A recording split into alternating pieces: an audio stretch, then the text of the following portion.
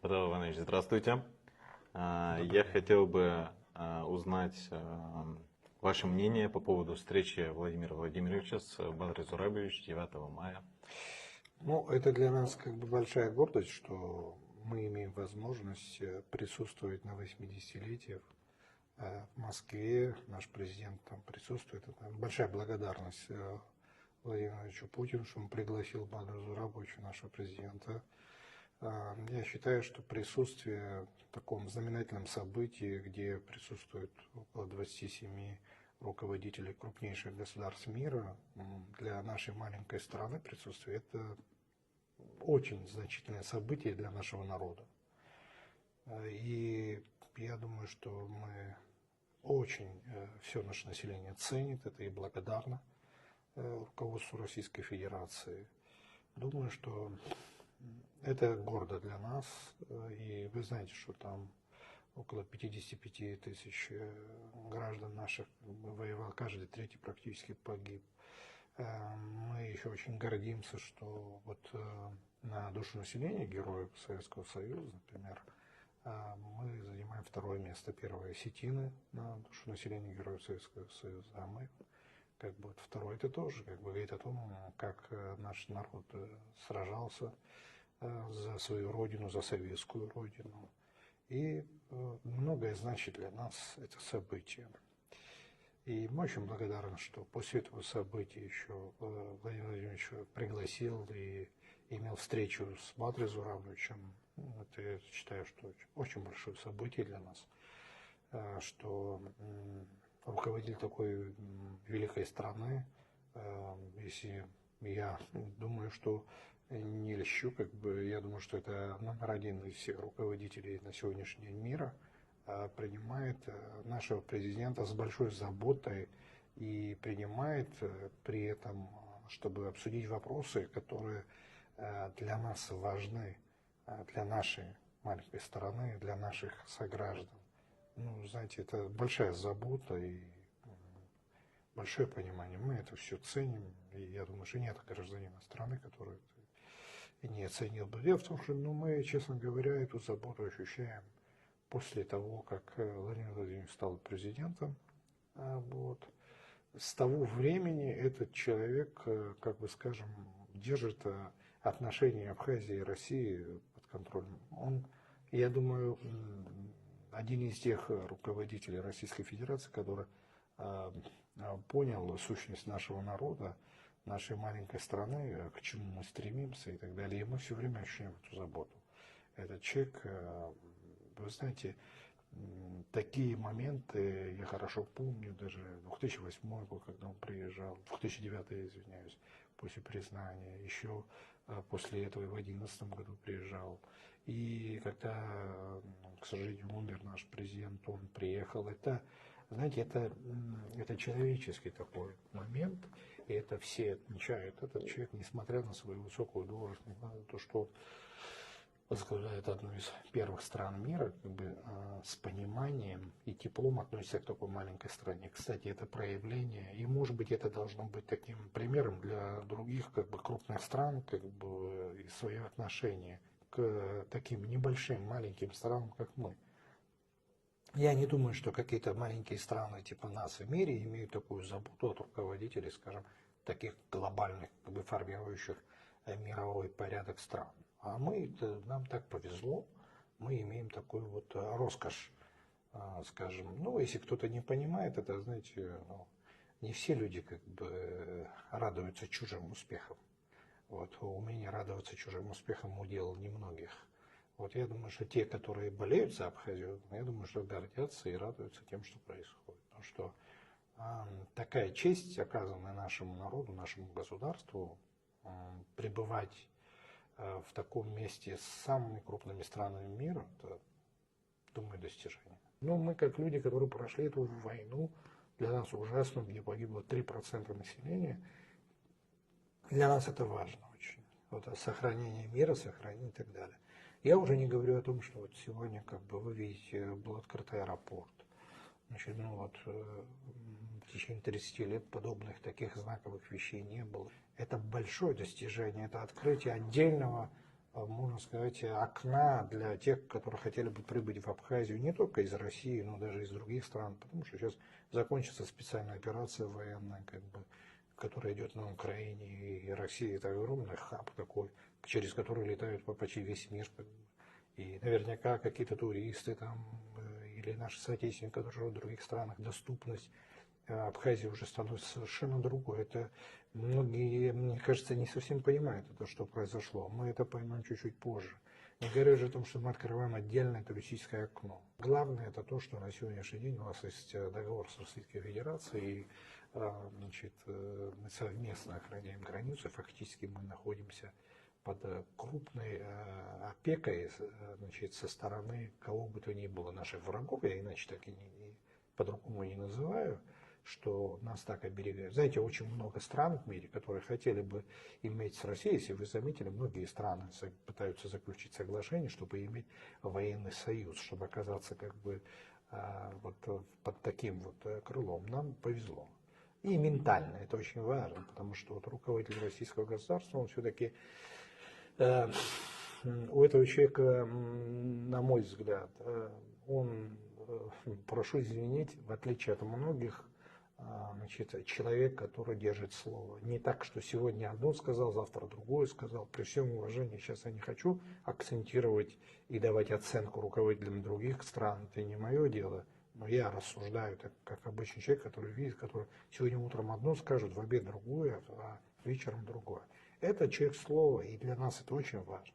Для нашей маленькой страны, для нашего маленького народа это очень важно, что руководитель такой страны, такого государства, который, если сказал слово, всегда держит, как бы находиться с этим человеком в одном, скажем, таком стратегическом партнерстве и так далее. Это очень ценно. Мы открываем отдельное туристическое окно. Мы вообще должны стать страной, где, значит, в первую очередь, конечно, россияне, кто бы не в обиду никому будет сказано, это всегда могли бы здесь получить определенную отдушину, получить возможность отдохнуть, получить вот эту, мы называем себя страной души, вот эту частичку как бы души, и чтобы они здесь себя чувствовали как дома, чтобы они наслаждались вот той природными, так сказать, значит, моментами, которые мы имеем, чтобы они тоже, как бы, это очень важно. Я не имею в виду только в материальном плане. Но посмотрите, какой культурный пласт в России. Я очень сомневаюсь, что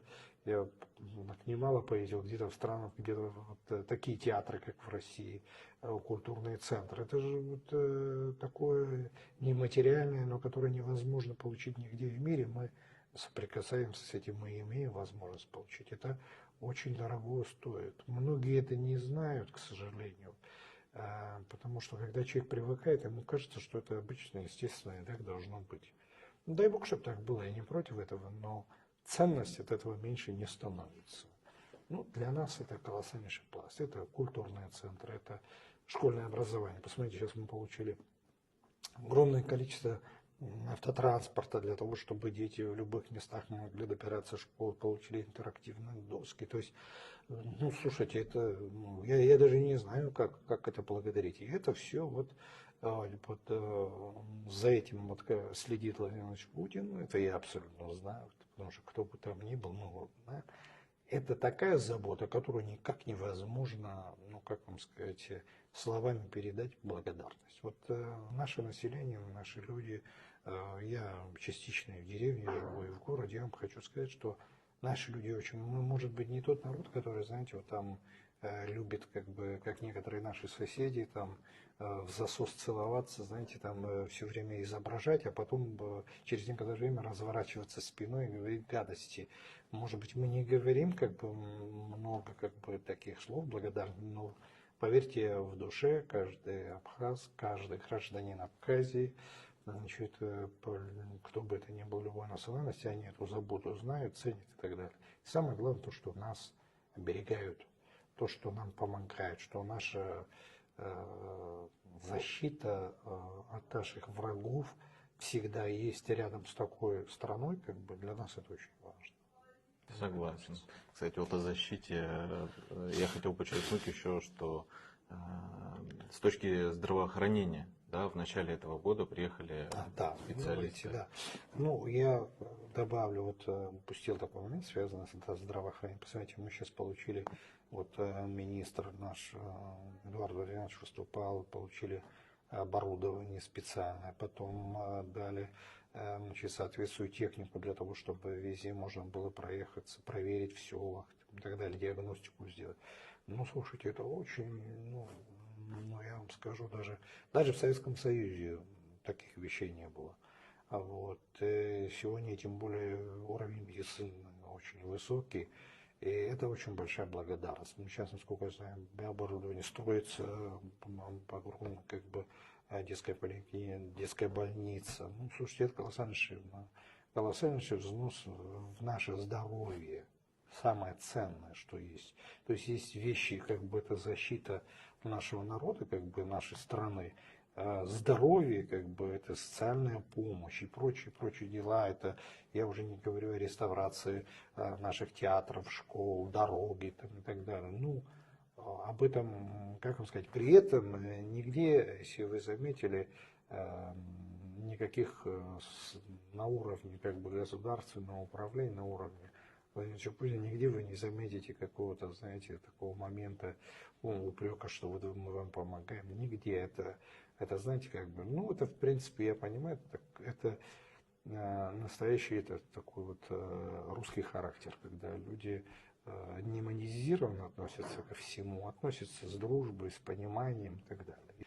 Мы, как небольшой народ, который не можем в этом плане как бы, быть равными, потому что в силу количества и прочих дел, нам очень крупно повезло, что вот такой народ и такая огромная страна находится с нами в дружбе. Я думаю, что многие бы мечтали бы о том, чтобы такая страна была бы в дружбе. И я сейчас вижу, многие страны пытаются обратиться к России, чтобы быть с ними в военном союзе. А для какой цели? Для того, чтобы защититься.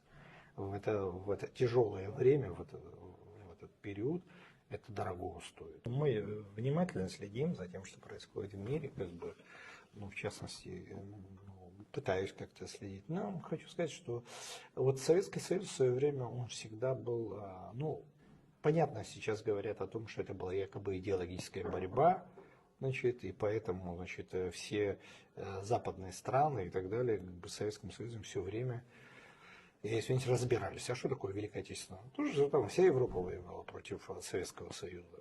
Я думаю, что в принципе ничего это не закончилось. И вы знаете, я никогда не оправдываю никакие войны. Но войны бывают разные. Войны бывают ради того, чтобы защитить себя, войны ради того, чтобы защитить свой народ, и не, чтобы твой народ не имел проблем. Любой руководитель должен исходить из того, чтобы оградить свою страну, чтобы не было проблем. Ну, мы живем же в основном, как бы это мир капитализма, и где идет, извиняюсь, колоссальнейшая борьба между странами, между, скажем так, теми, кто управляет этими странами. Это мир капитала. Мы хотим, не хотим, но мы это видим. Разве не видно там на примере крупнейших стран, я не буду никого называть конкретно, что они борются за ресурсы, борются за то, чтобы у кого-то больше забрать, как бы меньше отдать, и быть влиятельными, и влиять на кого угодно.